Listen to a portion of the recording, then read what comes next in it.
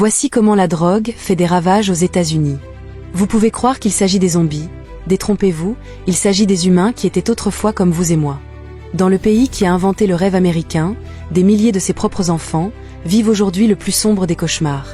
Ce ne sont plus des citoyens, mais des fantômes pâles errants dans les ruines de leur propre vie, et leur histoire est une condamnation silencieuse d'un rêve qui les a laissés derrière. Sur le compte Instagram AllFilms Official, un homme nommé Mal Love refuse de détourner le regard. Sa caméra est une fenêtre ouverte sur cet enfer, une plongée dans la détresse et la misère qui ravagent les rues des États-Unis.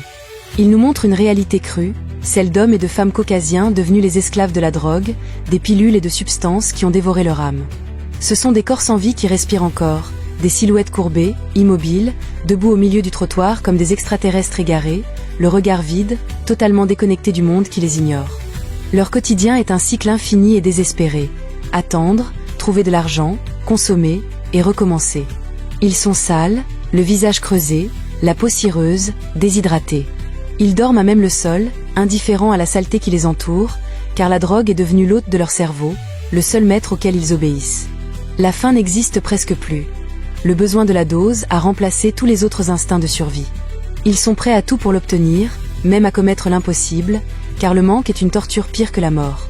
Ce qui rend leur histoire si tragique, c'est le souvenir de la vie d'avant. Personne n'a choisi cet enfer.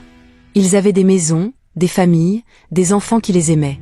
Ils avaient des maris et des femmes qui partageaient leur lit, des travails qui leur donnaient un but. Mais la dépendance, tel un prédateur silencieux, a tout détruit. Elle les a d'abord isolés, puis les a fait rejeter par une société qui ne tolère pas la vue de ses propres échecs.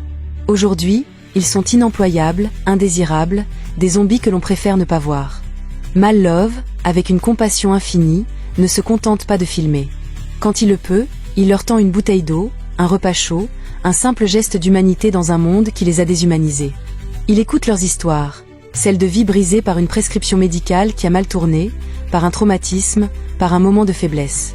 Il nous montre que derrière chaque visage hagard, il y a une âme qui souffre, le souvenir d'un bonheur perdu et le désir, souvent éteint, de s'en sortir. Ces images sont un témoignage insoutenable de la misère. Elles sont remplies de tristesse, de détresse, et nous forcent à la compassion. Elles nous rappellent que la dépendance est une maladie, pas un choix moral. Ces personnes ne sont pas des monstres, mais les victimes d'un fléau qui pourrait toucher n'importe qui. Leur agonie silencieuse est le reflet d'une société qui, malgré son opulence, a échoué à protéger ses enfants les plus vulnérables, les laissant mourir à petit feu sur le bitume froid de l'indifférence. May his soul rest in peace. If you can go back to when you was younger, what advice would you give to your younger self?